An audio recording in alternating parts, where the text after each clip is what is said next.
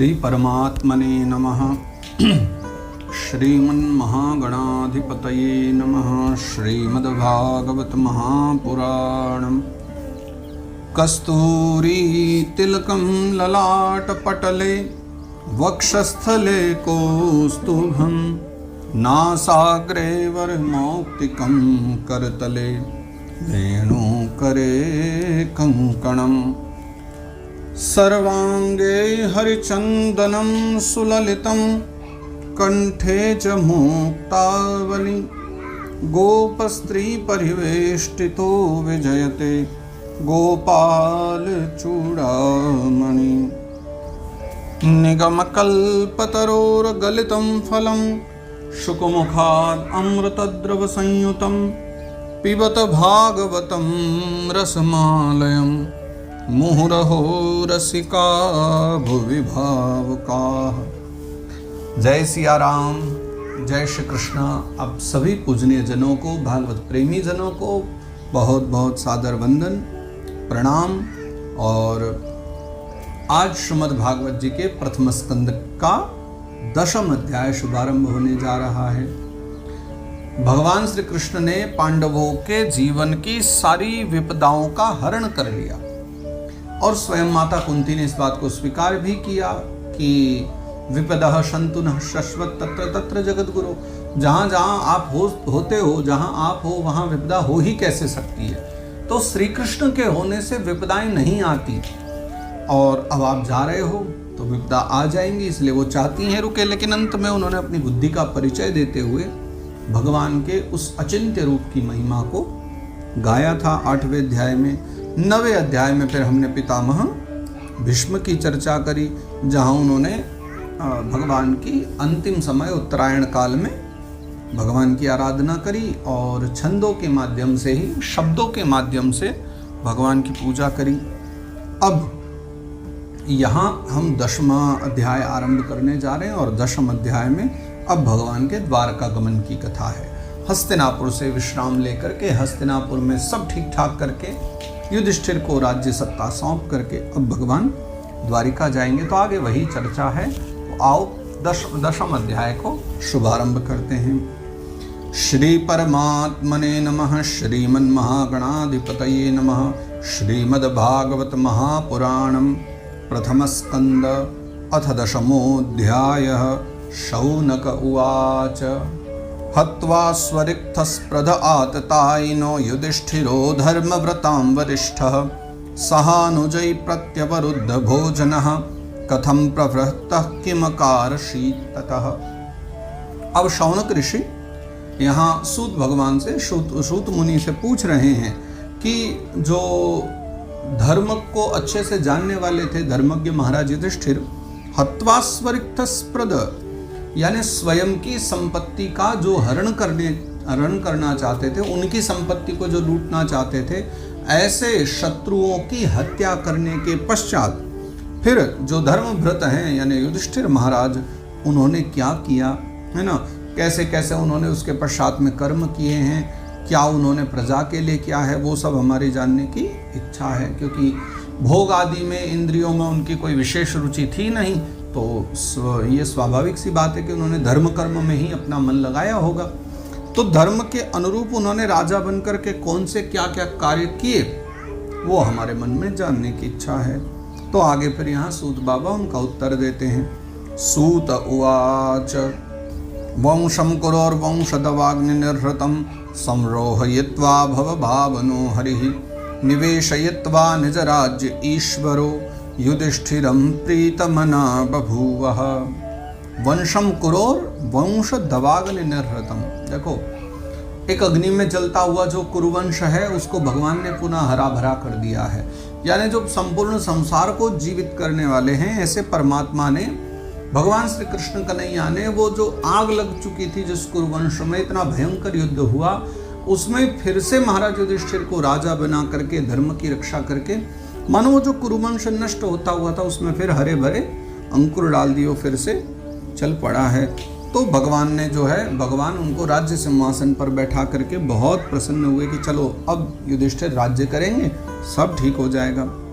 निशम्य भीष्मोक्तमथाच्युतोक्तम प्रवृत्त विज्ञान विधूत विभ्रमः शशासगामिन्द्र इवाजिताश्रयः परिद्युपान्ता मनुजानुवर्तितः। तो निशम्य भीष्मोक्तम, भगवान कृष्ण कन्हैया की वाणी और पितामह भीष्म की वाणी, इन दोनों को सुनकर के प्रवृत्त विज्ञान में उनका मन प्रवृत्त हो गया कि इनका महाराज युधिष्ठिर का, और विभ्रम विधूता, वो विविध प्रकार के जो भ्रम में पड़े थे ना, वो उनसे बाहर हो गए। उन्होंने ये जान लिया है कि मुझे शरीर के लिए नहीं जीना है, समाज के लिए जीना है। तो बस अभी उस समाज के कल्याण में वो लग चुके हैं और उन्होंने जो है, उनका मन का भ्रम जा चुका है, विज्ञान में प्रवृत्त हो गए। और शशासगाम इंद्र, उन्होंने इंद्र के समान जो है शासन करना शुरू कर दिया। इवाजिताश्रय, भगवान के आश्रय होकर के, और समुद्र पर्यंत तक उन्होंने अपना राज्य फैलाया। और परिद्युपांता मनुजानुवर्तिनी, जो अंतिम परिधि है पृथ्वी लोक की, जिसे समुद्र कहते हैं, समुद्र तक उनका शासन हुआ।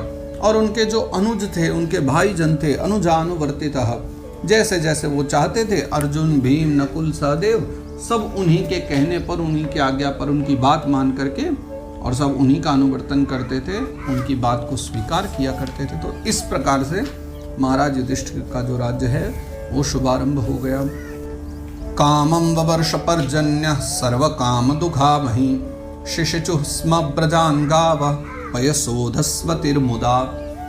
जो कामम ववर्ष पर्जन्य यानी मेघ, जितनी आवश्यकता होती थी ना राज्य में, उतना वर्षा समय पर वर्षा खूब हो जाती थी। सर्व काम दुघा मही, मही कहते हैं पृथ्वी माता को। तो जो मही थी वो कैसी हो गई? सर्व काम दुघा, सभी अभीष्ट वस्तुएं देने वाली हो गई पृथ्वी। देखो, जब राजा ठीक ना हो ना, तो पृथ्वी भी अपने भीतर समा लेती है बहुत वस्तुओं को, भूमि बंजर होने लग जाती है, उसकी उर्वरा शक्ति नष्ट हो जाती है। लेकिन राजा अच्छा हो तो उसके कारण जो है सब मंगल हो जाता है। तो सर्व काम दुघामयी, पृथ्वी सब प्रकार के औषधियों को देने लगी, वनस्पतियां प्रकट होने लगी। शिशिचु स्म ब्रजान गावः पयशोधस्वतिर्मुदा, और जो गौ वंश है, बहुत सारी गौ माताएं हैं, वो अपने द्वारा जो गौशालाएं हैं उनको अपने दुग्ध से अभिषिंचित करने लगी। यानी चारों ओर देखा जाए तो दूध खूब होने लगा, दूध दही आदि की कोई कमी नहीं रहने लगी, ऐसी व्यवस्था हो गई थी। नद्यः समुद्रा गिरयः सवनस्पति वीरुदः फलन्त्योषधयः सर्वा काममन्वृतु तस्य वै। नदी, समुद्र, गिरह यानी पर्वत, और वनस्पतियाँ और फल, औषधि, यानी जितनी भी पृथ्वी में होने वाली प्रकट चीज़ें हैं ना, वो भी सब जो है समय समय पर जिसका जिसका ऋतु काल आता है, अपने अपने ऋतु में सब प्रकट होती हैं और राजा को अपने अपने अनुरूप सब वस्तु प्रदान करती हैं। यानी जो भी चाहें सब प्रजा को मिल जाया करता है। नाधयो व्याधयः क्लेशादैव भूतात्म हेतवः अजात शत्राव भवन जंतूनां राज्ञि करहिचित्। महाराज युधिष्ठिर के राज्य में किसी भी व्यक्ति को किसी भी प्रकार की कोई बीमारी नहीं हो रही थी, कोई आदि नहीं, व्याधि नहीं, कोई क्लेश नहीं, और दैविक ताप जो है, दैहिक ताप थे, आत्मिक अशांति थी। इस प्रकार के किसी भी जो है किसी व्यक्ति को इस प्रकार से ये पीड़ा नहीं दे रहे थे। तो वस्तुतः ये कह सकते हैं कि महाराज युधिष्ठिर का राज्य जो है वो राज्य बहुत ही श्रेष्ठ और उत्तम राज्य था, जिस राज्य में किसी भी व्यक्ति को किसी प्रकार की पीड़ा नहीं हो रही थी। अब अपवाद स्वरूप ऐसा तो कह सकते हैं, अब ये नहीं कहा जाएगा कि वहाँ कोई भी दुखी नहीं था, ऐसा कभी संभव ही नहीं होता। कैसा भी राजा हो, कितना भी अच्छा राजा हो, कुछ न कुछ अपने प्रारब्ध का भोग तो करते ही हैं। ये बातें उनके लिए कही जाती कि जैसे जो लोग सामान्यतः अपना जीवन जी रहे हैं वो सब के सब एकदम निश्चिंत होकर के जी रहे हैं। हाँ, लेकिन जो पापी व्यक्ति अधिक पाप कर्म कर रहे हैं वो अपने प्रारब्ध का भोग तो प्रत्येक व्यक्ति को करना ही पड़ता है। उषित्वा हास्तिन पुरे माशान कतिपयान हरिः सुरदाम च विशोकाय स्वसुश्च प्रिय काम्यया। तो सुरदाम च विशोकाय, जो सुरद जन है, अपने प्रिय जन हैं, उनको उनके विशोक के लिए यानी उनके शोक को दूर करने के लिए, और स्वसुश्च प्रिय काम्यया, अपनी स्वसा कहते हैं बहन को, तो अपनी बहन के प्रिय करने के लिए, अपनी बहन के प्रिय के लिए, उनकी प्रसन्नता के लिए उषित्वा हास्तिनपुरे, कुछ दिनों के लिए भगवान जो है द्वारिकानाथ अब हस्तिनापुर में ही रहे। कुछ समय उन्होंने हस्तिनापुर में बिताया और मासान कतिपयान, 2-4 दिन नहीं कई महीने बिताए उन्होंने हस्तिनापुर में, सुभद्रा के लिए और अपने प्रियजनों के लिए। सुभद्रा तो प्रिय बहन है ना भगवान की, तो उनके लिए जो है भगवान कई महीनों तक जो है फिर वहीं हस्तिनापुर में रहे। आमंत्र चाभ्यनुज्ञातः परिष्वज्याभिवाद्यतम् आरुरोह रथम कैश्चित् परिष्वक्तोऽभिवादितः। अब जब कई महीने बीत गए तो फिर भगवान ने एक दिन जो है युधिष्ठिर भैया से कहा, ये महाराज युधिष्ठिर से कहा कि अब हमें द्वारिका जाने दीजिए, अब बहुत आवश्यक है।